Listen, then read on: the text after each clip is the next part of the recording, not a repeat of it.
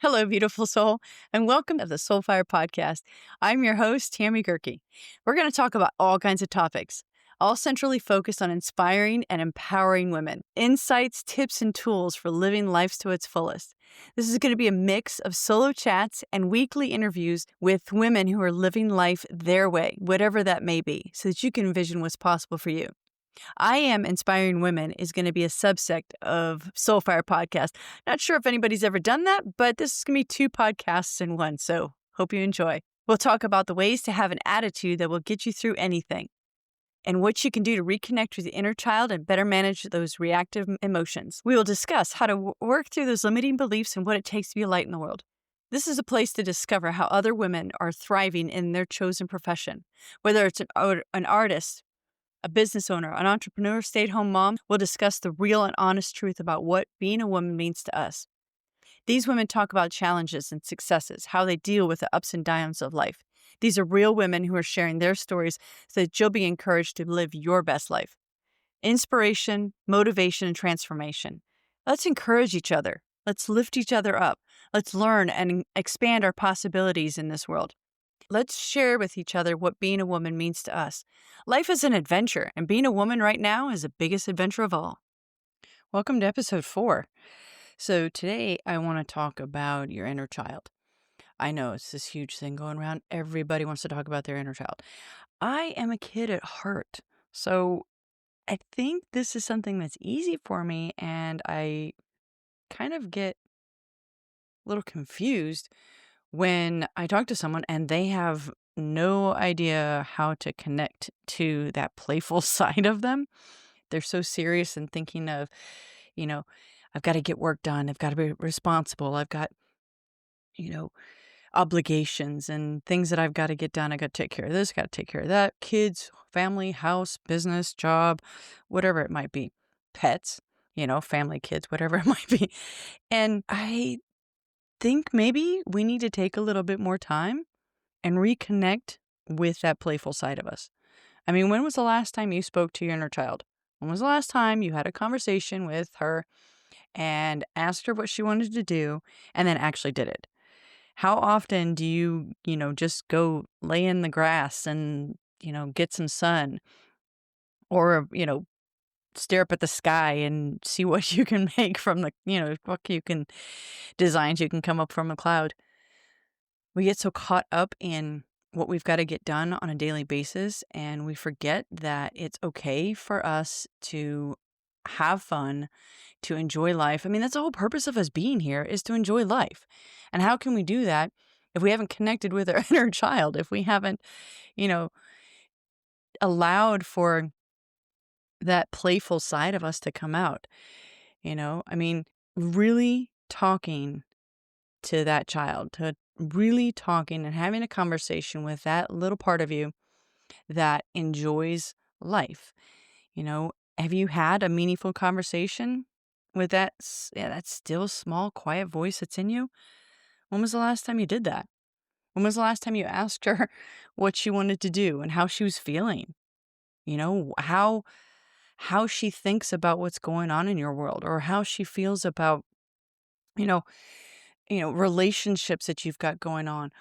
Your inner child really is that part of you that will tell you the truth, that will connect you to a deeper side of yourself, but you can't do that if you don't have a conversation with her.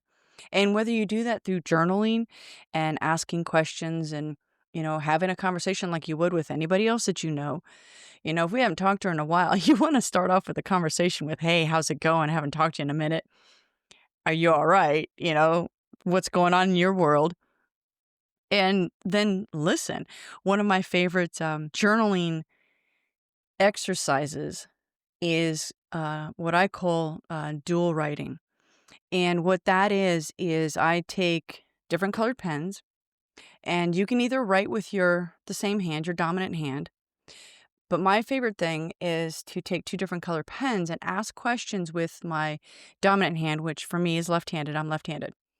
So I will ask questions of whatever part of me that I want to talk to. So in this case, my inner child, say, hey, how's it going? What's going on? What do you have to tell me? What, concerns do you have? What makes you happy?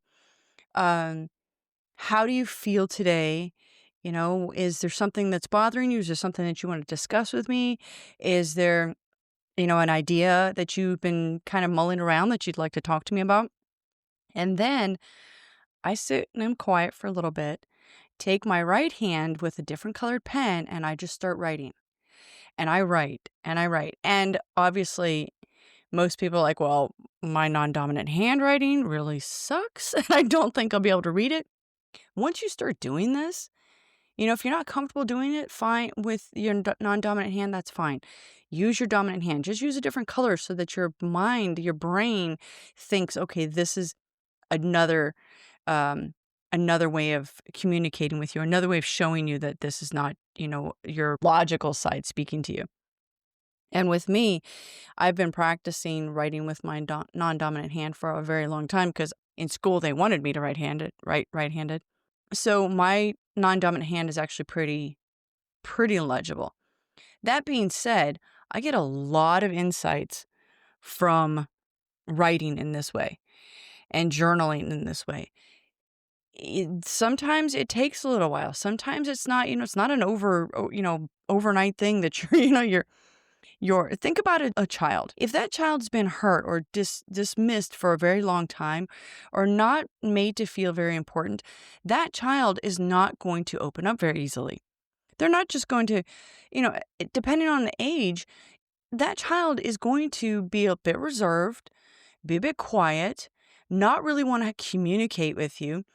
And you've got to consider that if you haven't talked to your inner child in a while, your inner child is going to be the same way.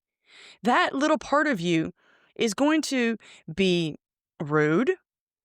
She's going to say some mean things that you haven't been paying attention to her, that, you don't care about her. You never talk to her. Why should she talk to you?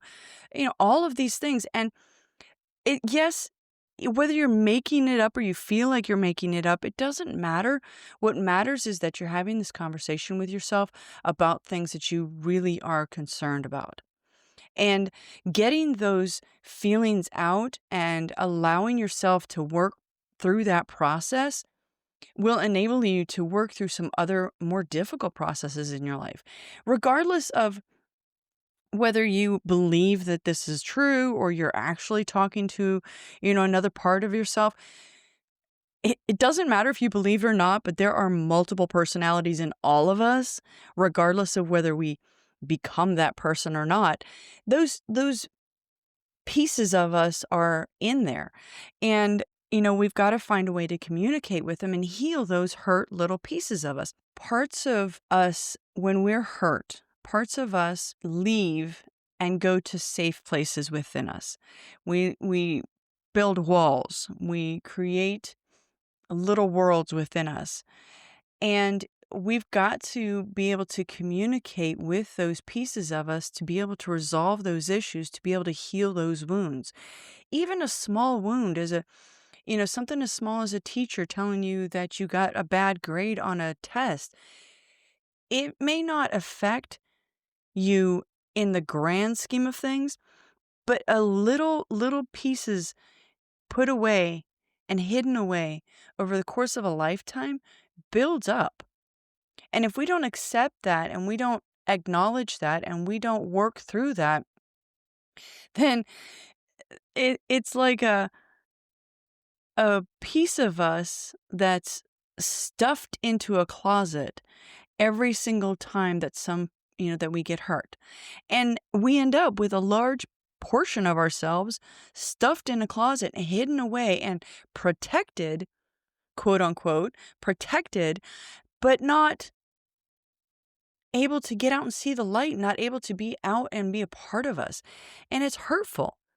We've got to be able to let that piece of us come out of the closet. It's okay for us to allow ourselves to work through those in the best way that is for us. So even though there's a piece of us that's hidden away we can access that through journaling, through talking, through taking the time to figure out what it is that is hurt in us, what parts of us are feeling neglected, what parts of us feeling unloved. Working through that, journaling and going to therapy, whatever it is that you need, helps bring you back to your whole self, helps bring you back to the person that you really want to be, and, allows you to be more complete and more centered and feel much better about yourself. Talking to your inner child is just one small piece of so many different processes that you can work through. So, ask yourself those questions. Sit down, take some time, 15, 20 minutes even, and just journal and write out some questions, things that you would talk to a regular little kid about. Introduce yourself like you would to a regular little kid and ask her yourself, your little child, ask her how she's feeling. How's she doing? What's going on? And see how see what kind of responses you get and go from there. And when you get that feeling that you want to go play on a playground, that's your inner child telling you that you need to go have some fun. That you need to take a chill, you need to take a break, and you need to go have some fun. So go have some fun. So I hope you enjoyed this. I know it's kind of crazy and fun and, talking to yourself.